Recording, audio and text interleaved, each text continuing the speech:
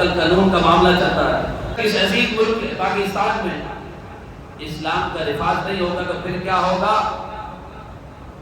پھر یہ ہوگا کہ ٹرانسجینڈر پرسن یعنی کہ ایسے قانون لائے جائیں گے کہ اگر مرد چاہے عورت بننا چاہے تو اس کے لیے کوئی رکاوٹ نہ ہو، اگر عورت اپنے آپ کو مردوں میں شمار کرنا چاہے تو اس پر کوئی پابندی نہ ہو۔ آج تو اس پر حملہ کیا جا رہا ہے۔ ان کے پاس ایک بندہ آیا امریکہ سے، رونے لگا، ان سے پوچھا وجہ کیا ہے؟ کافی دیر رونے کے بعد وہ بتاتا ہے کہ میں جہاں پر امریکہ میں مقیم ہوں، میرے گھر کے سامنے ایک عیسائی نوجوان لڑکا رہتا ہے، تاکہ ہم میاں بیوی دونوں موجود ہوتے ہیں، ہماری جوان بچی ہے، وہ جب چاہتا ہے ہمارے سامنے ہمارے گھر آ جاتا ہے، سیدھا ہمارے بچی کے بیڈ روم میں چلا جاتا ہے، ہم کچھ کر نہیں سکتے۔ یہ جو قانون بنایا جا رہا ہے نا، یہ اس لیے ہمارے درمیان ہمارے اندر بے حیائی کو فروغ کرنے کے لیے بنائے جا رہے ہیں،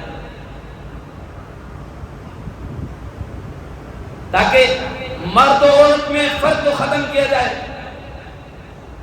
اور نبی پاک علیہ السلام نے ارشاد فرمایا لعن النبی صلی اللہ علیہ وسلم المخنثین من الرجال والمترجلات من النساء وقال اخرجوهم من بیوتکم۔ رسول اکرم صلی اللہ علیہ وسلم نے فرمایا کہ زنانہ مردوں پر لعنت فرمائی جو مرد خواتین جیسی حیت و صورت کو بنائے، ان جیسا لباس پہنے، ان جیسی گفتگو کرے اور دیگر حرکات و سکنات کرے، اس پر میں یا آپ لعنت نہیں کر رہے بلکہ اللہ کے پیارے رسول صلی اللہ علیہ وسلم اس پر لعنت فرماتے ہیں۔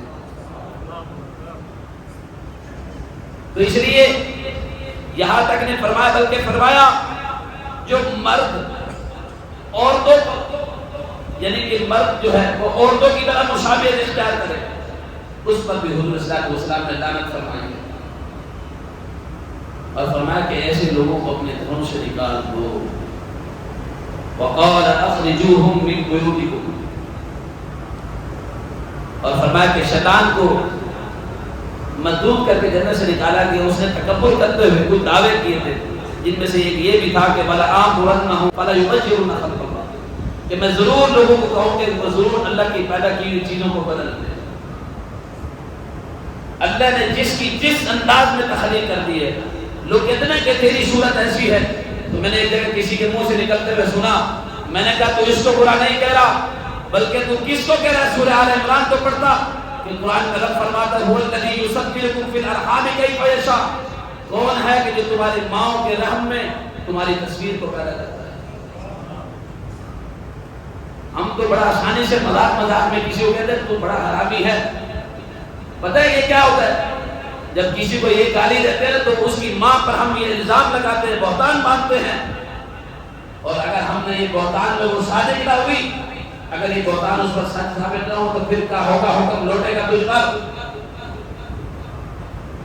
ہم نے شریعت کو مذاق بنا کر رکھا ہے۔ جو بات کی تھی تو شریعت کے لیے کی تھی، اپنی ذات کے لیے نہیں کی تھی۔ ہم کتنے عجیب اور سادہ لوگ ہیں دین کے معاملے میں۔ ابھی پھر جائیں گے، ان لوگوں کے جھنڈے اٹھا کر گھومیں گے، ان لوگوں کی سپورٹ کریں گے، فیور کریں گے۔ یار جن کو دین سے مطلب نہیں ہے، دین سے وفا نہیں ہے، آپ ان لوگوں کے لیے نعرے لگاتے ہوئے کہ جو اللہ کی پیدا کی ہوئی تخلیق میں شیطان جیسے دعوے کر رہے ہیں، بتائیں کہ شیطان اور ان میں کوئی فرق ہے؟ اگر کسی کے لیڈر کے خلاف کوئی بات کر دے تو اسے برداشت نہیں ہوگی۔ کیا اللہ کے رسول سے بڑا کوئی لیڈر ہے؟ اللہ کے رسول سے بڑی کوئی ذات ہے ہمارے لیے کہ جس کو آئیڈیل بنائے، جس کو ہم نمونہ بنائے؟ قرآن کہتا ہے مومنو تمہارے لیے لقد کان لکم فی رسول اللہ اسوۃ حسنہ۔ اگر تم چاہتے ہو کہ کسی کی زندگی کو آئیڈیل بناؤ تو رسول اللہ سے پڑھ کر کسی کی زندگی، کسی کی صورت، کسی کی سیرت تمہارے لیے آئیڈیل نہیں۔